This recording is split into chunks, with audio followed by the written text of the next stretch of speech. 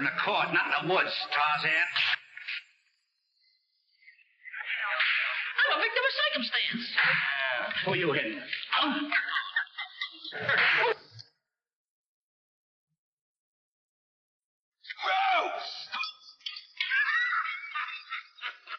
Look, where are you going with the water? Oh, my tent's on fire! How's that, huh? What are you doing? What's the matter with you?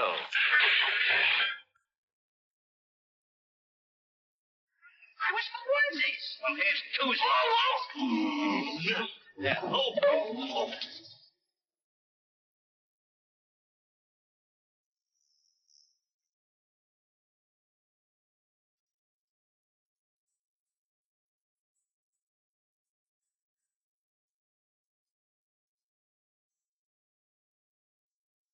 Almost everyone is familiar with the screen characters of Curly, Moe, and Larry, and most people know Shemp, Joe Besser, and Curly Joe.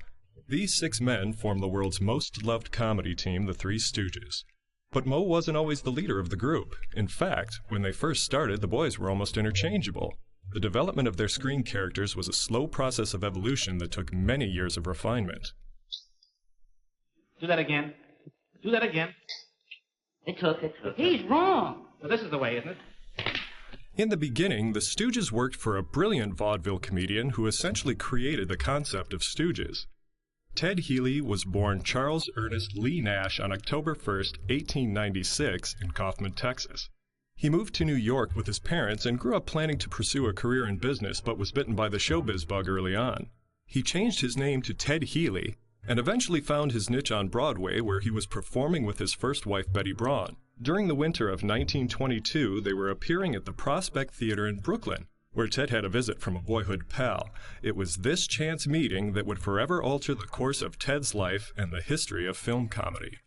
That friend was Moe Howard, born Moses Horwitz on June 19, 1897 in Bensonhurst, New York.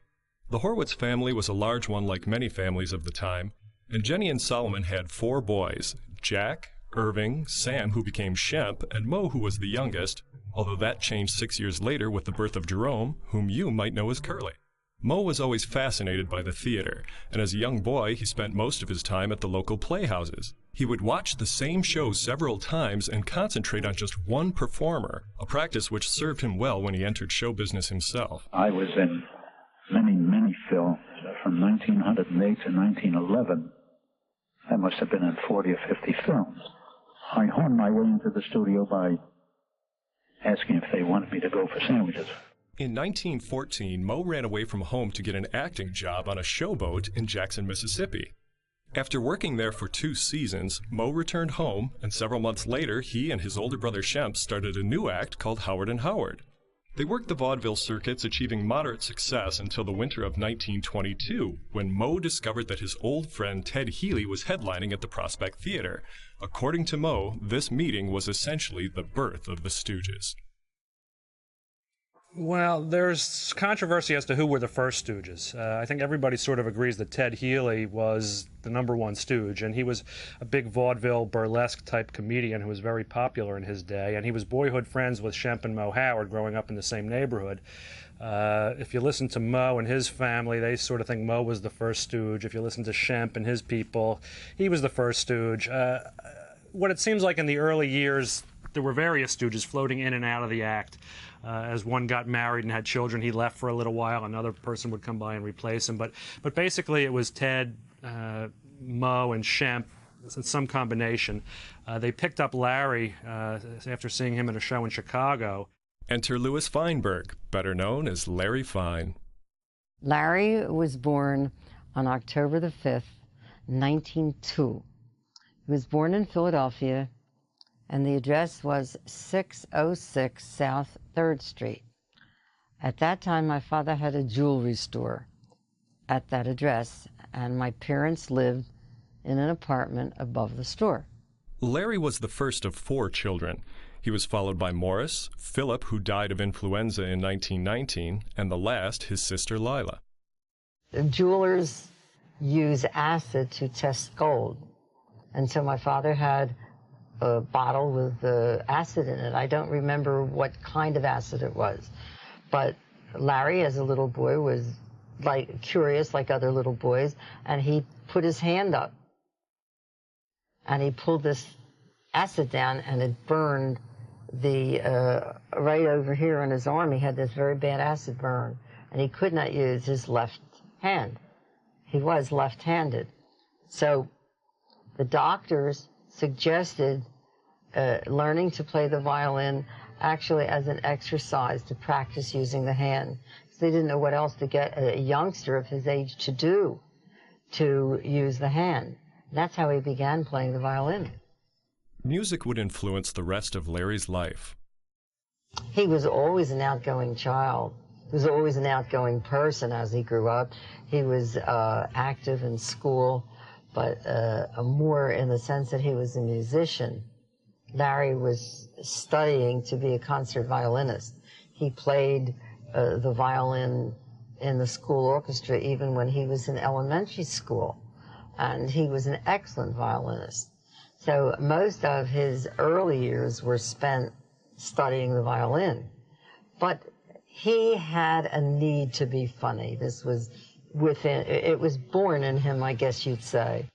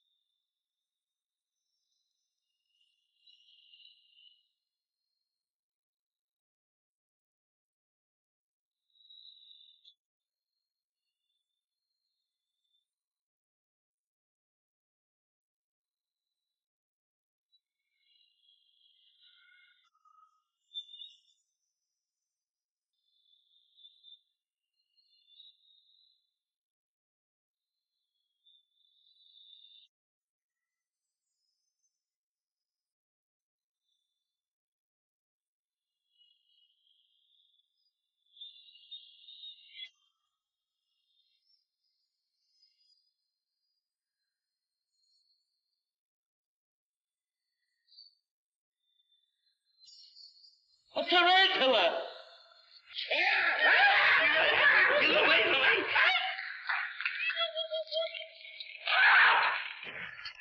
What's wrong with you?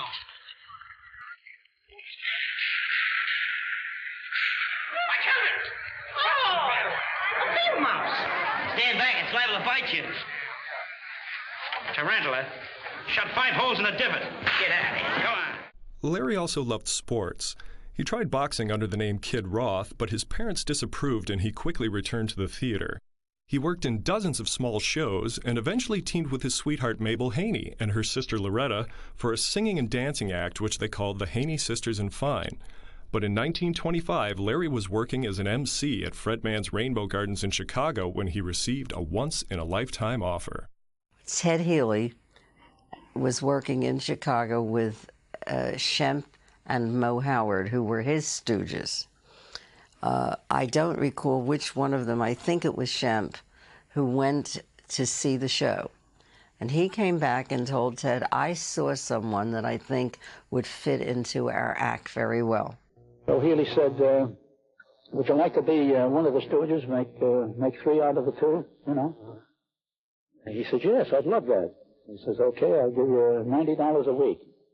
Fine. He said, I'll give you an extra 10 if you throw that fiddle away. In that same year of 1925, Moe married Helen Schoenberger, and shortly afterward, Shemp married Gertrude Frank, whose nickname was Babe. The 4 boys worked the vaudeville circuit until Ted and Shemp left to join a Broadway show called A Night in Spain. During this period, Larry married Mabel Haney, and eventually he and Moe rejoined Ted and Shemp in the Broadway show A Night in Venice, which became a hit. This paved the way for better bookings and eventually an appearance at the prestigious Palace Theater on Broadway. A talent scout from Fox Studios hired them for Rube Goldberg's feature Soup to Nuts. Healy was making over $1,000 a week, while the Stooges' salary remained at the usual $100. See, the Stooges were my father's employees, and they came as an act, and he was the one that was paid, and he paid them. And this caused a lot of friction, especially with Moe, because he was a better businessman than probably any one of the other four were. They didn't care for the pay inequity, but in their eyes, it was a shot at the big time. Unfortunately, the film only received lukewarm reviews, but the Stooges received high praise for their performance. Fox studio heads noticed the great reviews for the boys and offered them a solo contract. But when Ted caught wind of the deal, he immediately went to the Fox brass and forced them to withdraw the offer. In his eyes, they were breaking up his act, and after all, they were his employees. So when the Stooges learned that the deal was off, they decided to strike out on their own. 3 boys left Ted Healy because they were offered more money in the RKO Orpheum circuit. How much, I don't know. So he needed 3 replacements. They couldn't use the name of Healy Stooges, of the 3 Stooges. So they called themselves Howard, Fine, and Howard. Shemp, Moe, and Larry. Now, Ted's got an audition of Stooges. Now, I never saw that type of comedy before. You hit each other, poke your eyes. I never saw that. I never saw their act till I got an audition. I went on the audition, and I went up to say hello to Ted. He gave me a bang in the head you never saw in your life, and I got so mad. I jumped on him, bit his ear, grabbed his nose, hit him back. He says, "You're hired. Get in the corner." You know why he did that? Get the reaction from you. That was the whole thing. Ted had his new Stooges performing material that was identical to what Moe, Larry, and Shemp had done.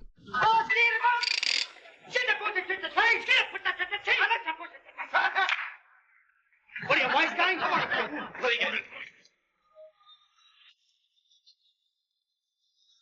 Wait a minute. Let me see you make a hot fist. Let me see you make a hot fist. Wait a minute. Pay me the $50,000. I'll foreclose this mortgage, you mouse. I won't pay it. Pay me the $50,000. I'll foreclose this mortgage, you mouse. I won't pay it. Oh, get excited. Answer the mortgage. Pay me the $50,000 or I'll foreclose. I won't pay it. For goodness sake, pay the money. So he was good to work for. When he was not drinking, boy, he was a college graduate, you know. Went to college. Ted did. And he always was a good actor. But he developed to be a great personality. He was the closest thing as far as telling jokes, but as far as personality, the closest thing I ever seen to Jolson. See, he was the first person that ever played comedy off of somebody else. Up to his point in time, comedy was always a Charlie Chaplin or Harold Lloyd type thing where some guy was funny and he was the whole show. And he played off somebody else with the Stooges. When I first with Ted Healy, I used to go to bed at night and I saw hands. I saw his hands and fingers when in my sleep. That's all I saw with rehearsals. Whacking and banging and all. You know the first joke I ever did with Ted Healy?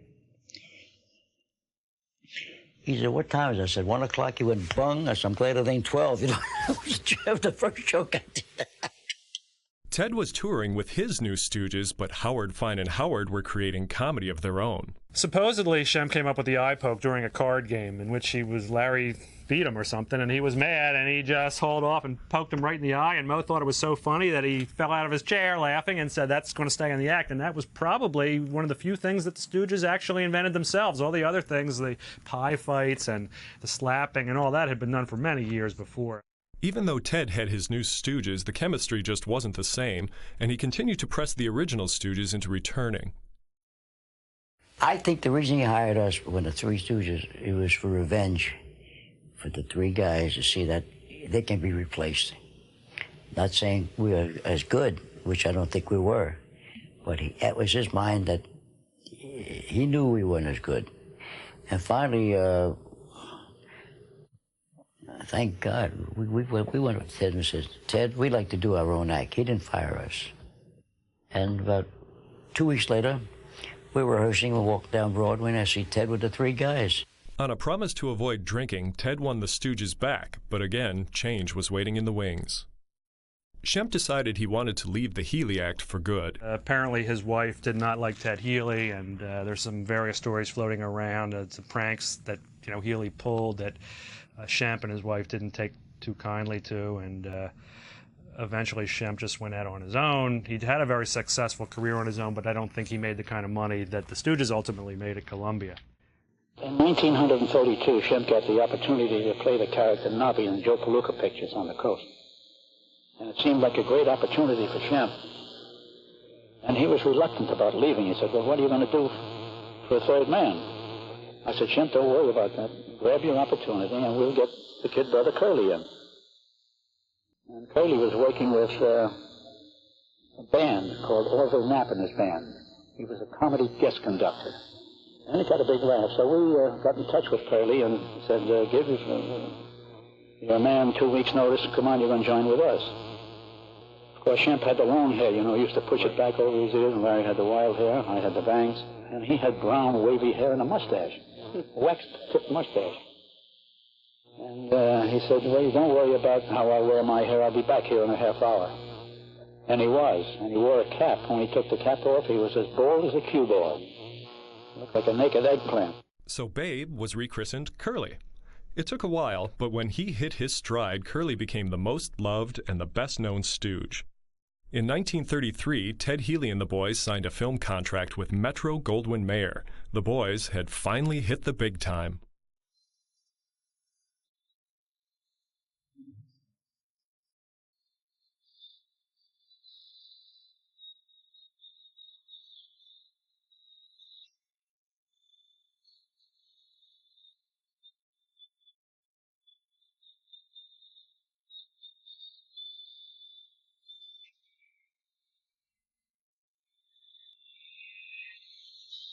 In their 1 year at MGM, they appeared in 6 feature pictures with big stars like Clark Gable, Joan Crawford, even Laurel and Hardy. And they also starred in a series of 5 two-reel short subjects, some of which were written as wraparounds for elaborate MGM dance numbers that were filmed but never used. They even filmed 2 of their shorts in a special format. They did a couple shorts that were in a experimental, I think it's called a 2-strip Technicolor, and I'm not a real technical guy. But it was a very early form of Technicolor that they were experimenting with, and it's kind of lousy-looking color, but it's color, and it's from 1933. It's very unusual. The feature films and short subjects were well received by the public, but the Stooges' relationship with Ted once again began to deteriorate.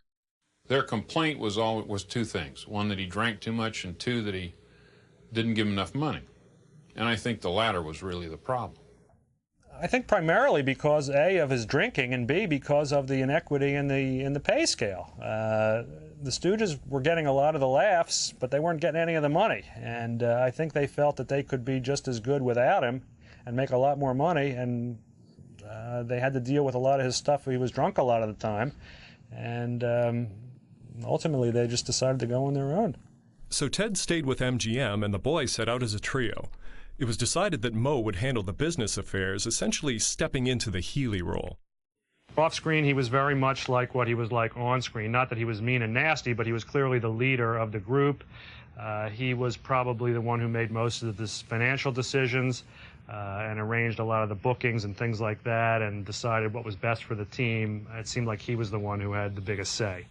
Moe landed a 1-film deal at Columbia Pictures, and if the results were favorable, the studio would offer them a long-term contract. So the boys co-starred with Marjorie White in a 20-minute rhyming short subject called Woman Haters.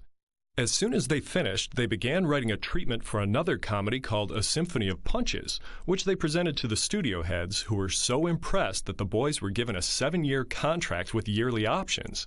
A Symphony of Punches was retitled Punch Drunks and became their second short. But more importantly, Howard, Fine, and Howard finally received the billing that would stay with them forever. They became the 3 Stooges. We did nine films a year, and we had, under the contract, we did those in 40 weeks. We had 12 weeks off, in which we did personal appearances. The Stooges evolved into very specific characters. The whole Larry impersonation that I do is, it's a product of watching the Stooges for so many years, so many times, having everything memorized perfectly. And one day, there was just nothing left to like about them. There was no more surprises. You knew it so well. So I began to watch it in a different way. I would just turn on the TV and I would just watch one thing. and one thing only. I would pay no attention to Moe and Curly, because that's where usually the attention was. They'd get into a fight and Moe would do a number on Curly. Meanwhile, no one ever can say that they watched what Larry was doing all this time. And I began to look at the faces he made and the things that he said. Like when Moe was beating on Curly, you were just watching them. But if you took the time to look at the other side of the screen, you'd see, you know, and I began watching that. And then I began paying attention to his voice. And I realized that how much Larry was like the Keith Richard of the Stooges. You know what I mean? It's like without Larry, they wouldn't have had any kind of relationship. It would just be here all the time, and nothing like setting little blazes here and there, like when Moe would climb a ladder and you knew he was going to fall and break his ass.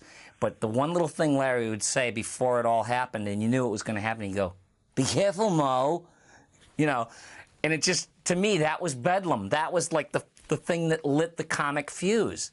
Larry with the bushy hair, you see, he couldn't talk tough to me because that would be the wrong thing to do. You'd have broken my mouth anyhow if you did. And Curly was just that simp, you know. He was just big enough and strong enough that anything I said or did, he could break me in half. But his only retaliation was, woo! Every time I went on a personal appearance in the theater, every time I smacked Curly, somebody would always holler, "Hit him back, Curly, hit him back." And they'd throw caramels at me and everything else. You know, if we were going through a scene and he'd forget his words for a moment, you know, rather than get stunned or pale and stop, you never knew what he was going to do. On one occasion, he'd go down to the floor and spin around like a top until he remembered what he had to say. Curly's wild expressions and childlike mannerisms made him the favorite Stooge, but off camera he could be very private and shy. He was born on October 22nd, 1903, 6 years younger than his brother Moe. My father thought a lot of Moe, and in some ways, Moe was maybe a surrogate father. My father was the baby of the family. There were 5 boys. Moe was not the oldest, but he was the oldest. You know, of course, he was older than my father. And I feel that, well, Moe gave him the nickname Babe. And there was a special bond, and there was a special bond. When Curly was 13, he accidentally shot himself in the ankle while hunting, and he nearly bled to death. It was Moe who rushed him to the hospital, saving his life. However, the injury left Curly with a noticeable limp, and this would trouble him throughout his career. When Curly was with his brothers or his close friends, he became the life of the party. He sang, danced, and played instruments, but if his gang wasn't around, he felt uncomfortable and would simply turn inward. When he became a star, he started to overindulge himself. I saw him at a couple of clubs in New York, and he danced every dance, and between dances he was drinking. Never stopped. He lived the life of 3 men. Curly was always slipping money to me. That was his way of treating me well. He'd always slip a quarter to me. "Here, kid, go buy something," you know? Or he'd go out with me and buy me something. He was always doing that to me. He apparently had a very sad lifestyle, sort of a lonely person, loved dogs. Every time he went on the road and came home with a new dog. But his personal life was somewhat sad in that he was remarried, 4 times, and never seemed to find the right girl. Curly was nothing. He just disappeared. He was really shy. He would blush when you talked to him. I don't think he said one word to me out of script, you know. I mean, when we weren't on camera. He said his dialogue and whatever he had to say and do, and the minute they said cut, he disappeared. Although his private life was troubled, his work with Moe and Larry was unparalleled. He seemed to be the center of interest. I mean, they all worked together, but to me, I think he was the most delightful. The way he looked, and just make you laugh. But I think Moe and Larry, they just worked like teamwork. I mean, it wasn't guesswork with them. They practiced, they knew exactly what they were doing, and it came across. They didn't do any writing. Usually they were, they had writers that wrote the scripts for them, but there was a lot of leeway in the scripts. Not that everything they did was ad-libbed, but there might be a part where it just would say Stooges do their thing, and then a few minutes of mayhem would ensue with with all this stuff. So there was some room for them to maneuver, and I'm sure they had such a working relationship with the producers and directors that if something just wasn't coming out right, they changed it around to make it funny. Take off your hat. Now raise your right hand. Now place your left hand here. Take off your hat. Raise your right hand. Now put your left hand here. Please take off your hat. Raise your right hand. Now put your left hand here. Will you please take off your hat? Raise your right hand. Now put your left hand here. Take off your hat. Raise your right hand. Will you get rid of that hat? Raise your right hand. Raise your right hand. Do you solemnly swear to tell the truth, the whole truth, and nothing but the truth? Huh? Do you solemnly swear to tell the truth, the whole truth, and nothing but the truth? Are you trying to give me the double talk?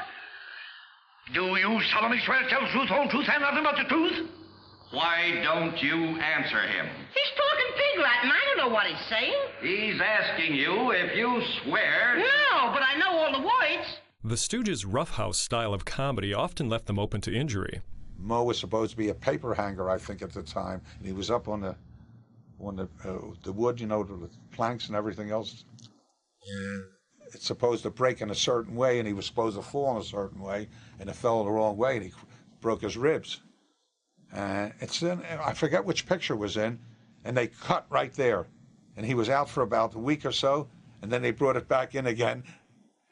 But when you saw the thing, when he fell, you could see the face that he made, that he really cracked his ribs. You could see if you look for it.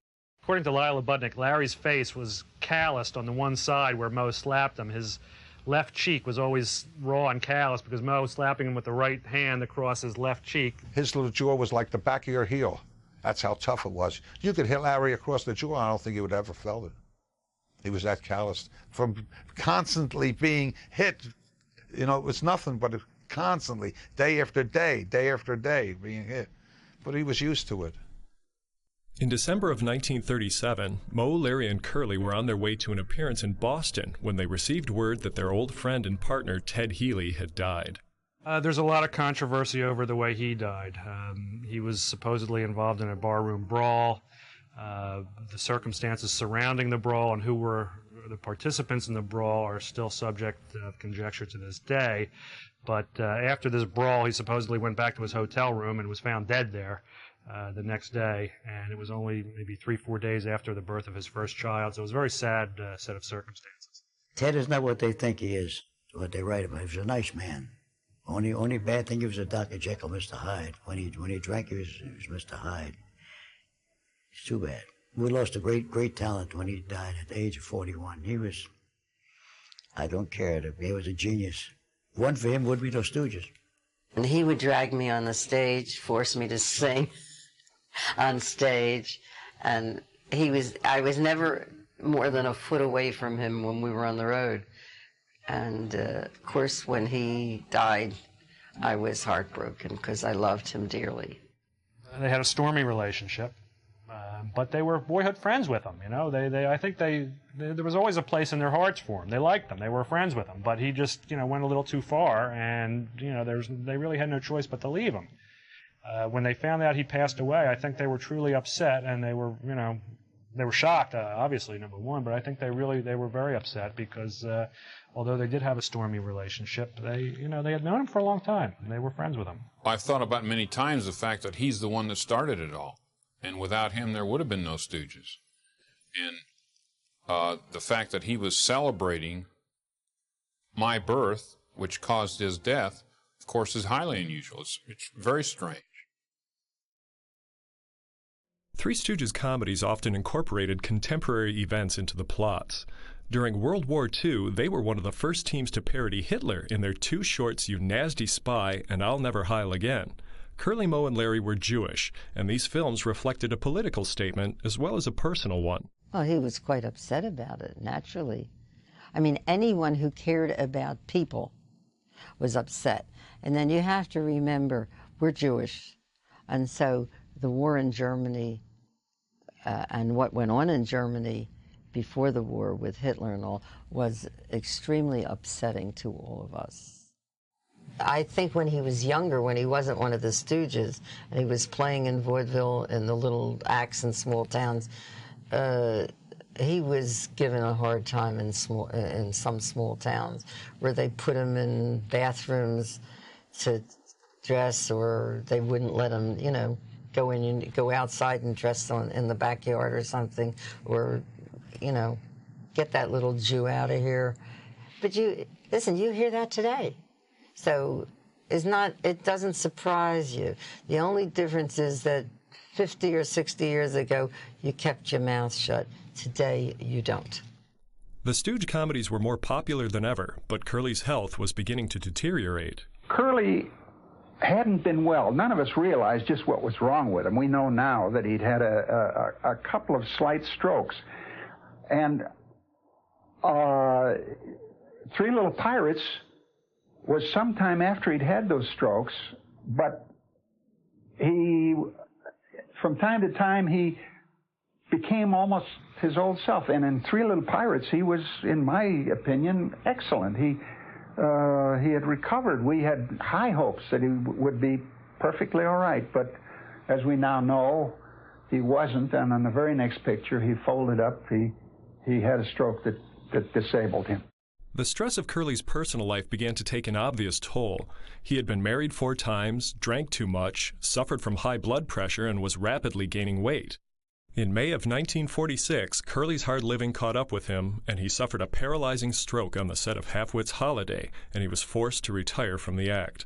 Moe hoped that after some rest, Curly would be able to return. So in the meantime, he convinced his older brother Shemp to rejoin the group. Well, he fit right into the act because he had been the original third Stooge, so there was no problem in that sense. From the general public standpoint, I know today people think that he was a weak replacement for Curly, but those are the people that don't know he was the original Stooge.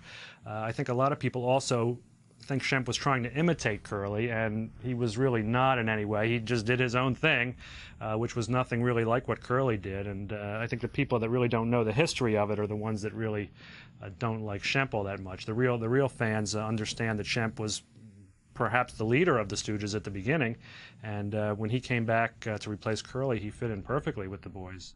Columbia was hesitant to use Shemp because of his close resemblance to Moe, but ultimately the Stooges won the point. Shemp's experience made him the obvious choice. He was in 100 or more films on his own between 33, 34, and 46. During that 13-year period, he was probably in 90 or 100 films on his own. He had his own series of which he was the star at Columbia, where there were several. It was the Shemp Howard series, and you know there were he was the head Stooge, and the other people were the knuckleheads. Shemp Howard had been born Samuel Horwitz on March 17, 1895.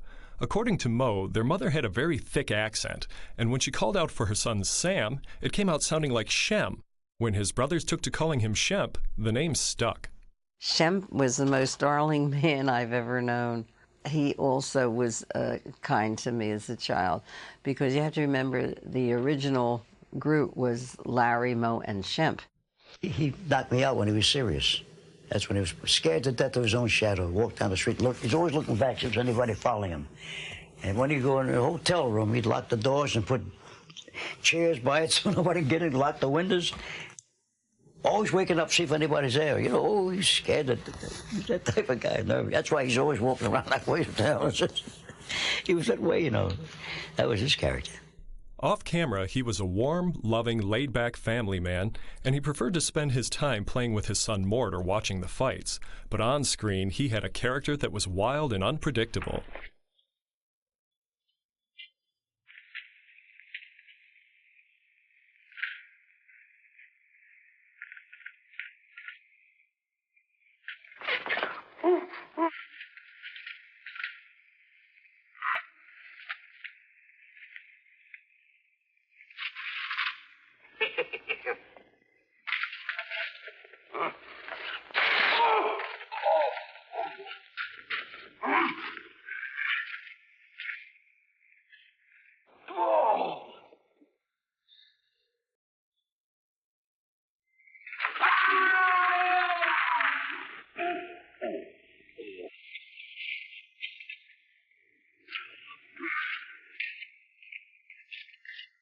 You double-crosser!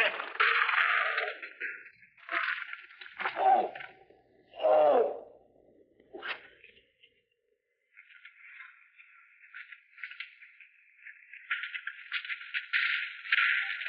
Oh! Oh!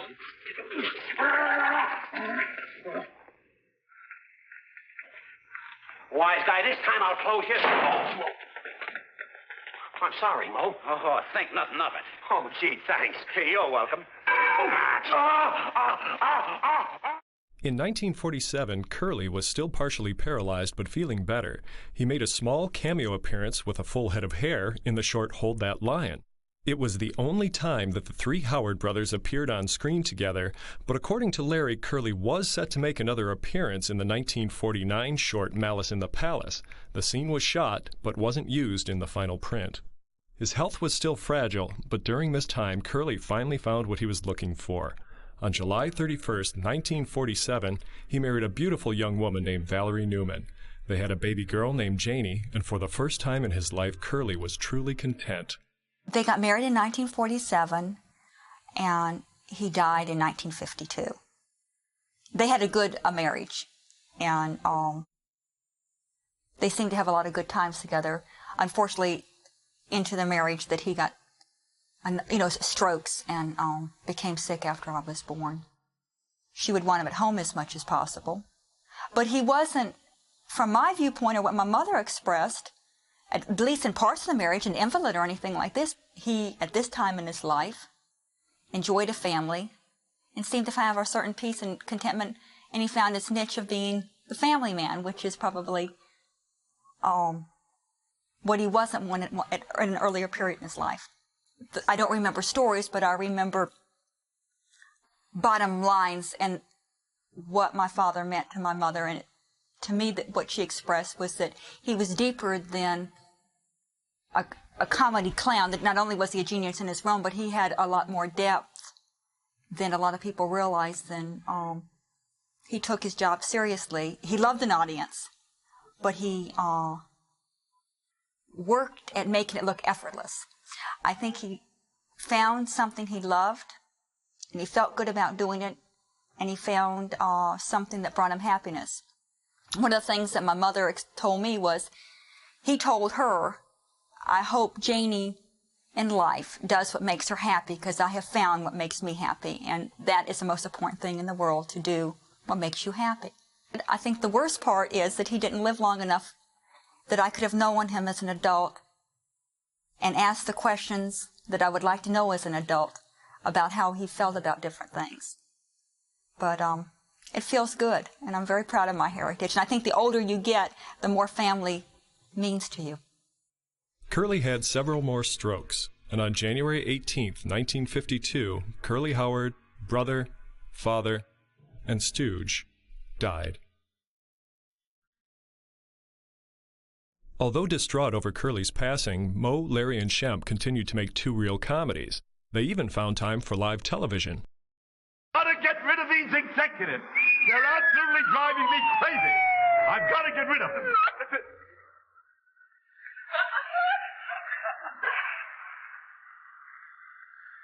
That's a sandbag. That's dangerous, you know that? That could kill someone.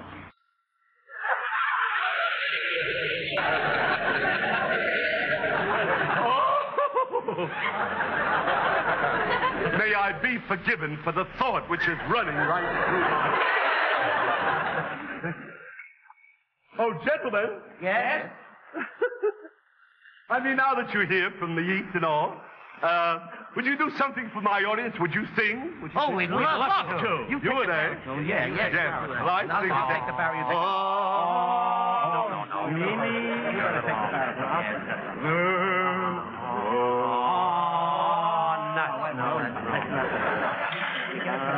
Boys, here, wait, look, boys. Look here, just stand here. Stand right around the inkwell here, just like that. Now, wait a minute. Now, you don't have to strike a note. Would you play some executive music, please? You wore a tulip, a sweet yellow tulip, and I wore a big red rose.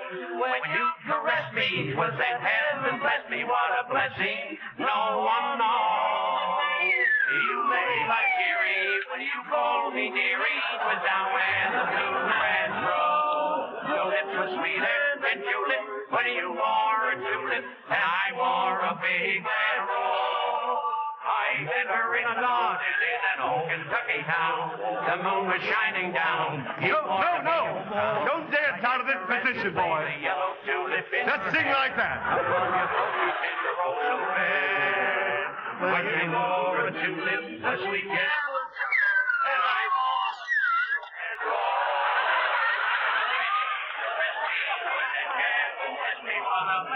No one knows. You made like dearie when you called me dearie. Was down where the blue grass grows. Your lip was sweeter than tulip when you wore a tulip, and I wore a big rose. I met her in my garden in an old Kentucky town. The moon was shining down. He wore a gingham gown. I kissed her as I placed a yellow tulip in her hair. Upon your coat you pinned a rose so rare.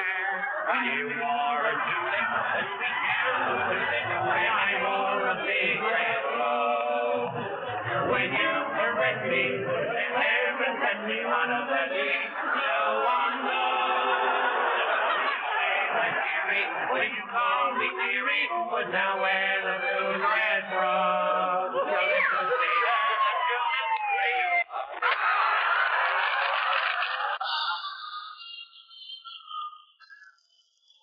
For many years, they were the top-grossing short subject series in Hollywood, and they won, the Laurel Awards and these other awards every year that were given by the theater owners to the top-grossing film. So they brought in a lot of money for Columbia over the years.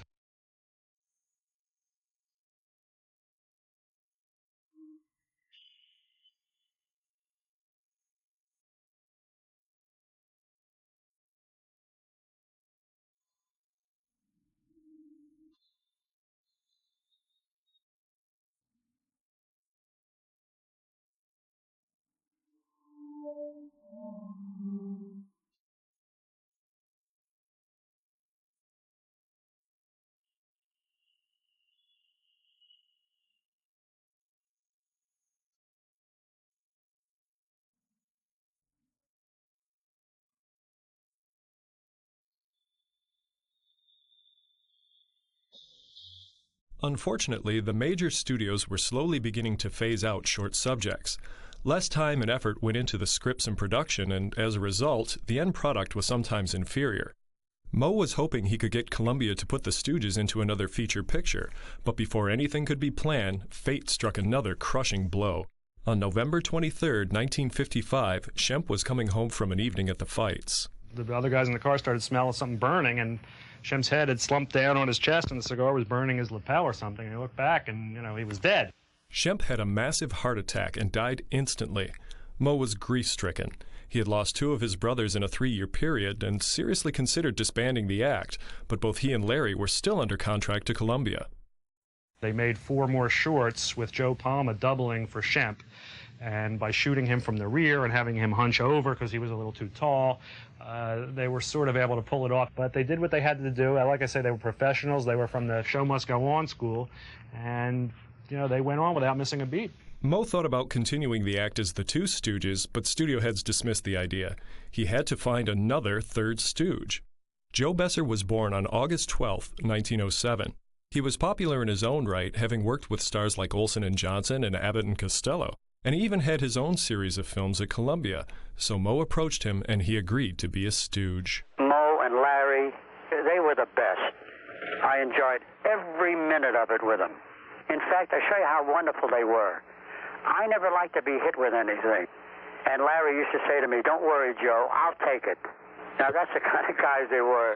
During 56 and 57, he made 16 shorts with the Stooges, which were then shown during the 57-58 season. In fact, one of them, I think, even went into 59. But at that point, Columbia decided that they were going to close their shorts department after a 24-year run. The Stooges were sort of out of work. A lot of people don't know that even though they were successful with their movie career, they never made any money. In all the years that they worked at Columbia Studios, they never got a raise. From day one until the last day that they worked, they made the same salary. Supposedly, they were just denied entrance to the lot. I mean, they came back to pick some things up, and they told them, you know, you don't have a contract here, get out of here. They didn't have any kind of farewell party for them. You know, they were denied access to the parking lot and everything, which is sort of sad after a 24-year association. Very heartless, but they decided, well, we'll go on tour, because that's the way they had made all their money in the past anyway, was going on tour. But Besser's wife was ill, and he didn't want to travel around the country and leave her, so they were forced to come up with somebody else, and they came up with Joe DeRita. They tried him out, and he worked out. He became Curly Joe, sort of because he looked like Curly, and his name was Joe, so I guess they figured, well, we already had Curly, we already had Joe, we'll call you Curly Joe, and the name stuck. Joe DeRita was born Joseph Wardell on July 12, 1909 in Philadelphia. Like Joe Besser, DeRita had been a star in vaudeville and burlesque, so he was prepared for the rigors of touring. They spent, I don't know, 12, 16, 20 weeks a year on the road doing personal appearance tours, and they would do 3, 4, 5 shows a day. And that's really where they made most of their money. They did an act that hadn't changed in 35 or 40 years. I knew every line of the show. Joe was a very charitable person. I want to tell you something about Joe. Larry had a big Lincoln. See, the corporation paid for their cars. You know, Larry had a big Lincoln. Moe liked a sports car. He had a Porsche. And Joe would get maybe a Dodge or a Chevy station wagon.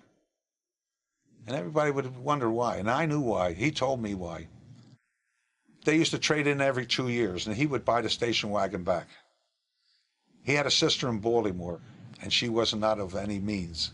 And he would buy the station wagon back from the trade-in because he took care of that station wagon. I mean, took care of it. And gave it to his sister every 2 years. That's the kind of person Joe was. I know he took care of his mother. Very charitable man. Very charitable. In fact, to give you ideas of Joe, they would send me for different things, for food or something. I'd say, no, I'm going out to get a sandwich. Anybody want anything? This one would say yes, this one would say something. And Joe would say, write it down, Nate, and I'll pay at the end of the week. Because Joe took care of the checks and everything. At the end of the week, whatever I spent, he'd say, how much you spent? I said, $36.10. I had it all itemized. He said, it can't be that much, Nate. It's got to be more than that. He says, does that include a tip that you give the people, you know, when you buy them? I said, yeah, Joe, it was everything included. Nate, it can't be $36. You must be mistaken. You forgot to write something down. Write out a check for $50. Here's $50. In 1958, Columbia Pictures released 78 of the old Curly two-reelers to television, and within 1 year's time, their popularity soared to new heights.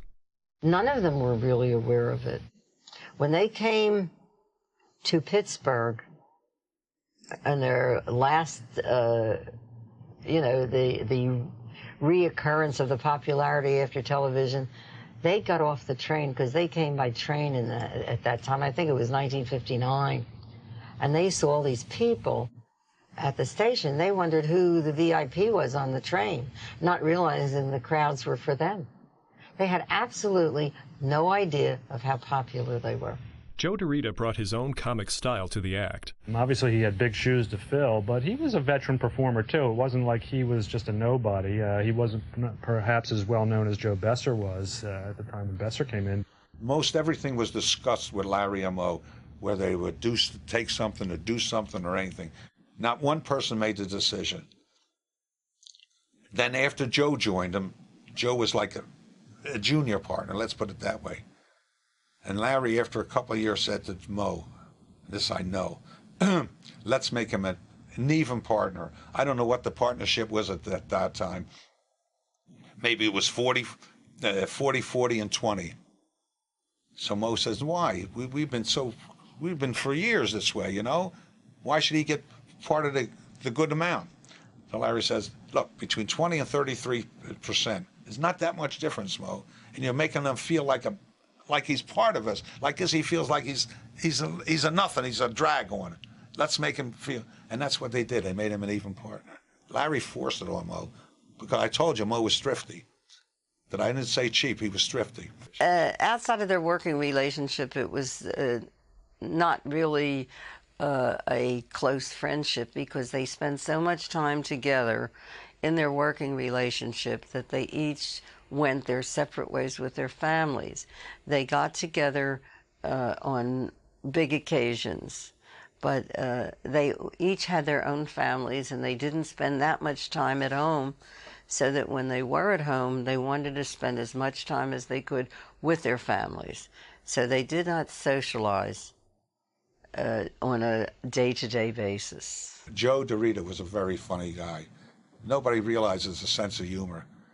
And Joe would, like, once in a while say to me, "Hey, Nate, it's very quiet. Let's jazz up the place." I said, "What do you want to do, Joe?" And Joe and I were very friendly. He said, "Let's play cards together." He says, "We'll play gin. You make some dumb moves, and I'll make some dumb moves. And you'll see what'll happen." So I'm playing gin, and Larry's looking over my shoulder, and I'll make a dumb move. "Oh, what a stupid move you made, you know." I did it purposely. And then Moe would go over to Joe's and look at his. "Joe, do you know how to play gin? You really know how to play? I don't think you know how to play gin." So Larry would say, "Let me take your hand. I'll show you how to play." And I would go and look at him. Moe would take Joe's hand, and then the two of them would start fighting each other. There would be plenty paying for pennies, 1, 2, and 3, macaroni or gin or anything like that. And they would argue like hell. Joe and I would stay in the other room and laugh like hell. He says, "We started something." The boys were back on top, and the studio that had fired them in 1957 wanted them back, this time for a starring feature picture called Have Rocket, Will Travel. Extra! Scientists establish visual communication with rocket in flight. History is being made on the proving grounds of the National Space Foundation as scientists prepare for the ultimate total triumph over space. Within a matter of moments, you will, for the first time, see the interior of a space rocket in flight. Here's the countdown. 5, 4, 3, 2, 1, blast off. Now the wonders of electronic science enable us to see the interior of the rocket. Oh, no! What's this? Oh, my, not them. Yes, it's the Three Stooges who are making history, all right, but laugh history in their first full-length feature motion picture, Have Rocket, Will Travel. They're throwing things at us! Try to contact Earth.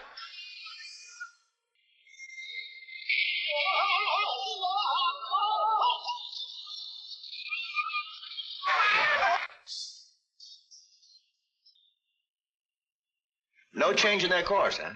None. They can't control it. The ship's on an automatic course to the planet Venus. We got contact. Take that down, quick.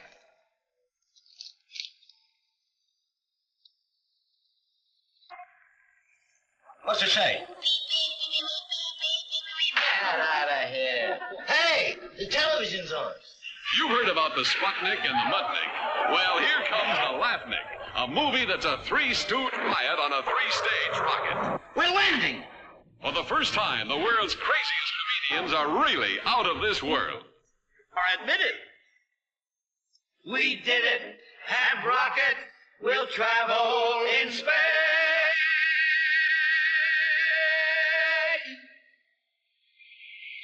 You are expected. Enter. A talking automobile. I am waiting. I am Larry. I am Moe. And I am Curly Joe. Take us to your leader. Look. They're the spitting image of us, ain't they? Oh, they look pretty good for robots. Hey, they made Moe real ugly, didn't they, Larry? I don't know. I think he's uglier in person. Don't miss this hilarious mixture of missiles and mirth as the Three Stooges blast off in the biggest comedy bonanza in years.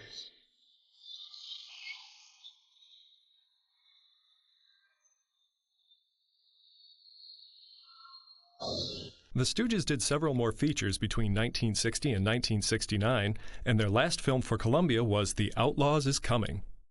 The Outlaws is Coming. What a wonderful experience. I think we did that in 1964, 65, I'm not sure. Our first meeting at the Columbia Ranch one morning quite early, and I went into makeup and got on my Western duds and came out in the street, and I saw Larry Fine sitting in a chair, and I think his wife was yelling at him about something. And then actually the guys were very serious off camera, their demeanors. They were really very serious artists in their own way. And I was impressed with how quiet they were in respect to their screen personae. I thought Moe basically, in talking to him here and there while we were filming, was a kind man and serious, almost professorial in a way. Larry was a warm sort of person and always, had a word for somebody and would always spend time. Joe DeRita was Curley at that time, and he was more gregarious and I think outgoing and communicative.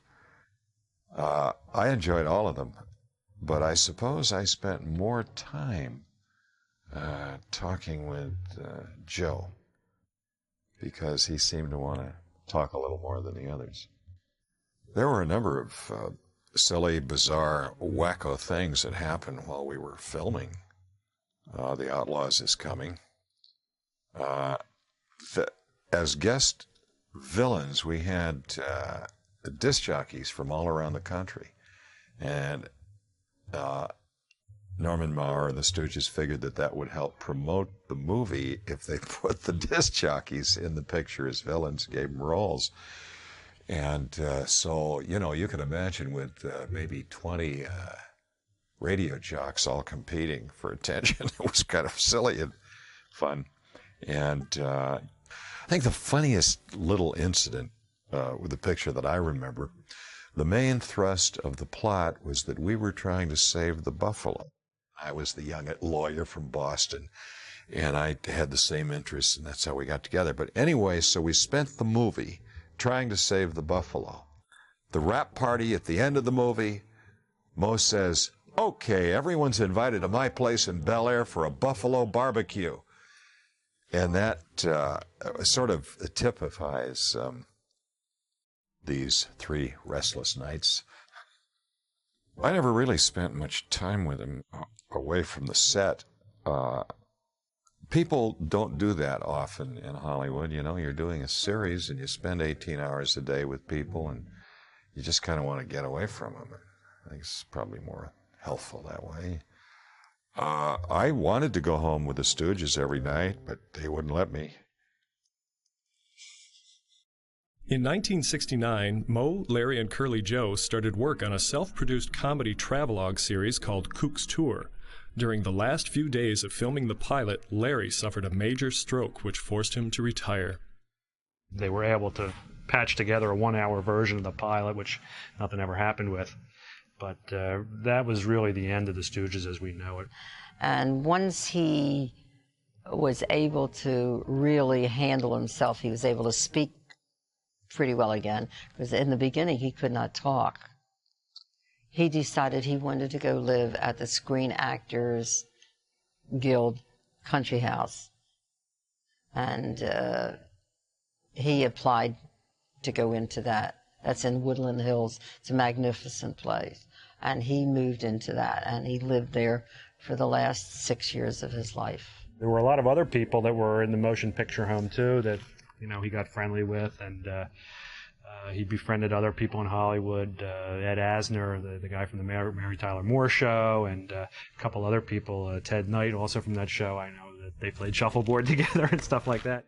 It was obvious that Larry couldn't continue, so Moe and Curly Joe contacted their old friend character actor Emil Sitka to assume the role of the middle stooge. They had played with the idea, and Sitka was supposedly even hired and signed, sealed, and delivered to work on a picture, but things fell through, and that group that would have been Moe, Sitka as the Larry role, and Joe DeRita as the third stooge never materialized as a group on film. Moe started to work as a solo. He gave interviews, lectured at colleges, and made dozens of TV appearances. And even though Larry was still partially paralyzed, he too was able to appear on local talk shows. He seemed to be doing well when he suffered a second stroke, which further slurred his speech. 2 months later, he had a massive stroke, which put him in a coma. Larry died 2 weeks later on January 24th, 1975. Moe was heartbroken over the news of his old friend's passing, but continued to work even though he developed lung cancer. They were trying to work on a film as late as '74 with Sitka again, but apparently Sitka kept getting a call, we're going to film next week, we're going to film next week, we're going to film next week, and then Moe died, and that was the end of it. Moe died May 4th, 1975, just 4 months after Larry. Moe's passing brought an end to the world's longest-running comedy act. Joe Besser continued to work in TV and films and take care of his wife Ernie until his death on March 1st, 1988. Joe DeRita retired from show business and lived happily in North Hollywood with his wife Jean until he passed away on July 3rd, 1993. The Stooges are gone, but their legacy of comic mayhem will make us laugh for generations. To me, the Stooges weren't based on any kind of reality. As a kid, I even knew that.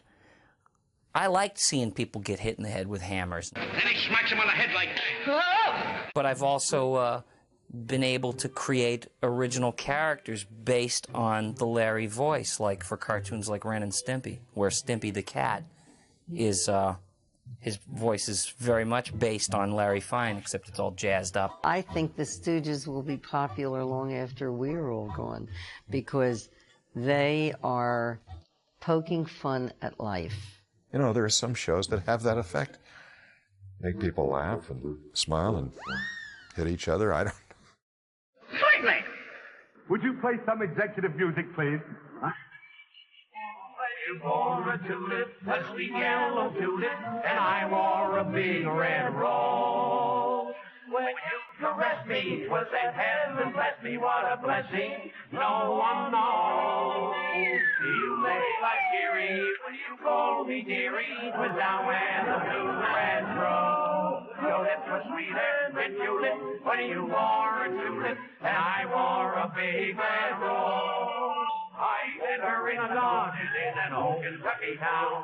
The moon was shining down. No. Don't dance out of this position, boys. Just sing like that. When you wore a tulip, a sweet yellow tulip, and I wore a big